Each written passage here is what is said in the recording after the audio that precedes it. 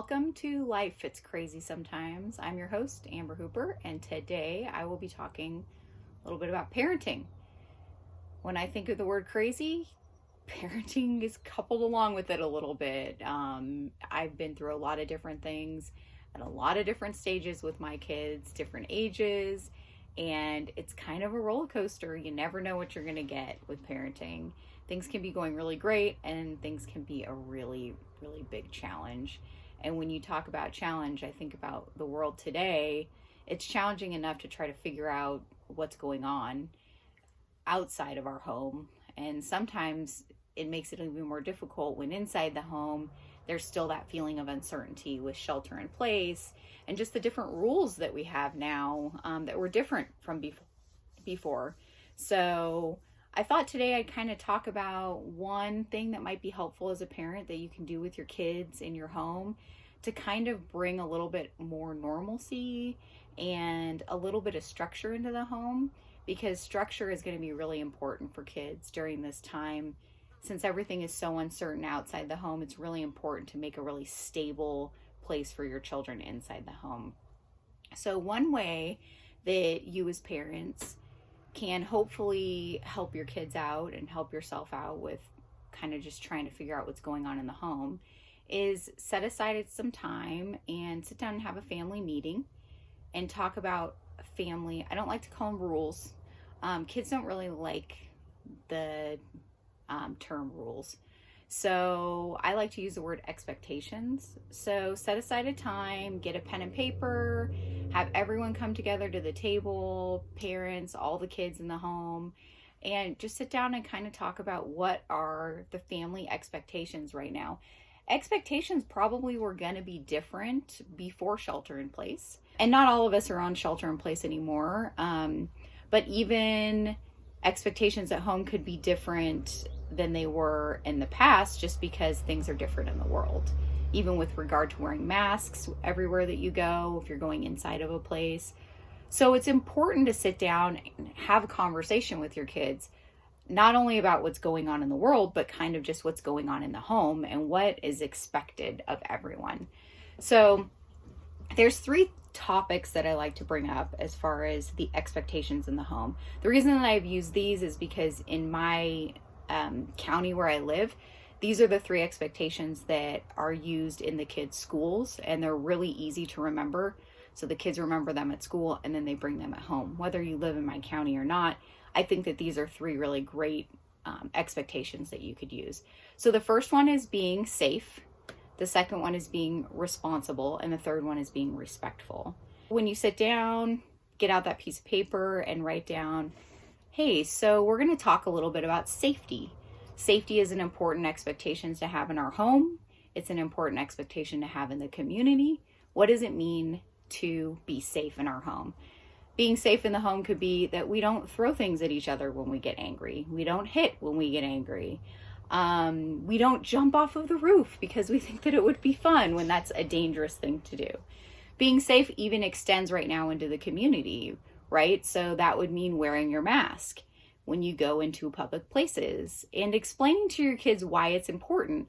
Some kids, depending on the age, may not even understand why they need to wear a mask, especially little kids, which is a little bit harder to explain to them. But explaining it's not only for our safety, but it's for the safety of others. So it's teaching them kind of this character trait of just trying to protect their family and those around them.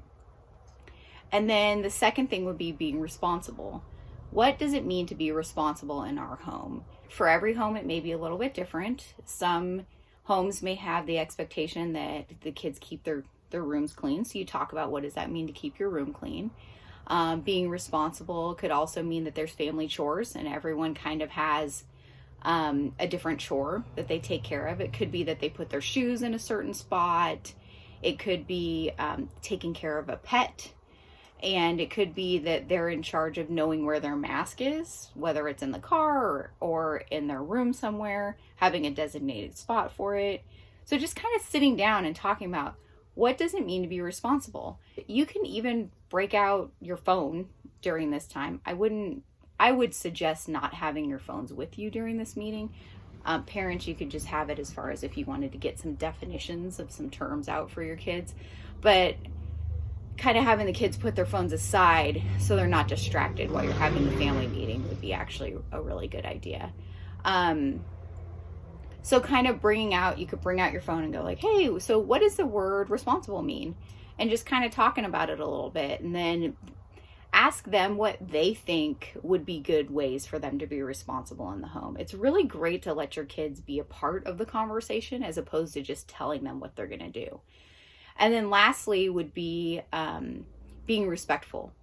This is really important. Parents many times expect for their kids to be respectful, but I think some kids don't really understand what respect really is. I think a lot of adults don't even realize what respect really is.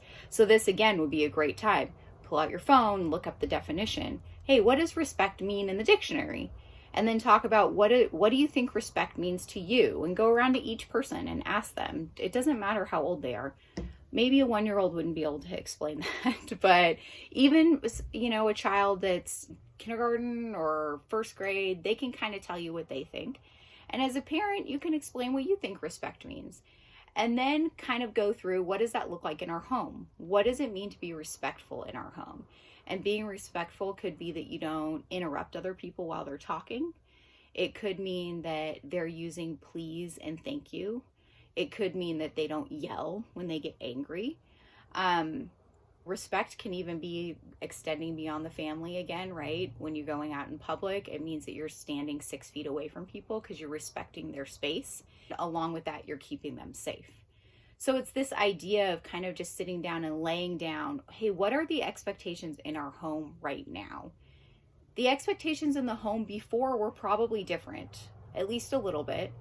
So sitting down and having a solid foundation gives your kids some stability, and that will help them know, okay, now I know how to behave. I know what is expected in the home, and it allows them to feel safe and a little bit more comfortable even in this trying situation.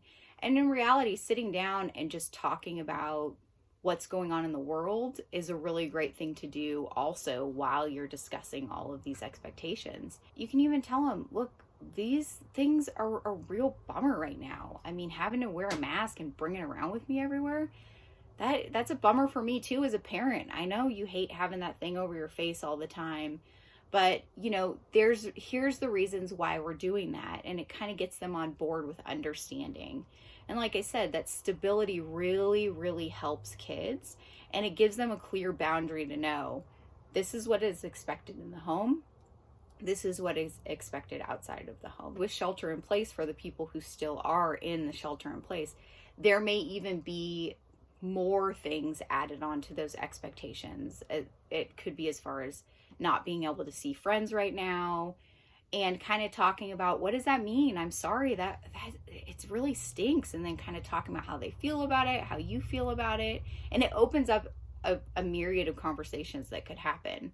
And then when, I don't want to say COVID's over because we don't really know what that's going to look like, but if you are in shelter in place and then shelter in place is lifted, it's a really great time for you to extend another conversation and say, hey, we're going to have another meeting.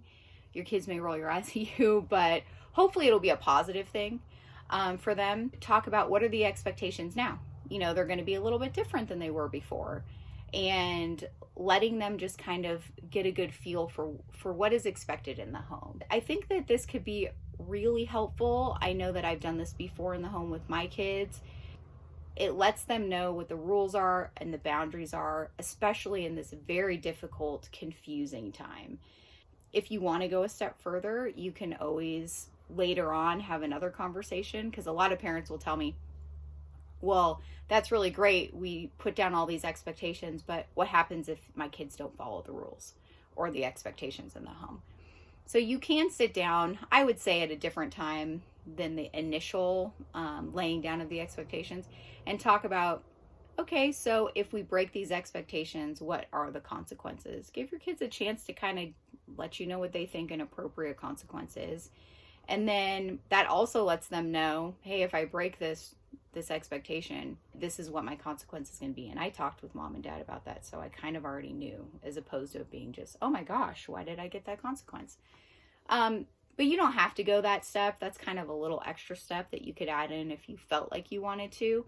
I think just it's really important to have that initial conversation of here's the expectations in the home right now to help you as a parent feel settled and to help your kids feel settled. So hopefully that's just one small thing that you can do in your home that might be helpful. Again, the 3 expectations that I like to talk about are being safe, being responsible, and being respectful. So try it out, see if it helps. Hopefully it does. And I will be talking to you guys again soon. Not sure what the next topic will be yet, but hopefully it'll be something that will be helpful. If you have any ideas on something that you'd like me to address, go ahead and let me know. You guys have a great day. I'll talk with you soon.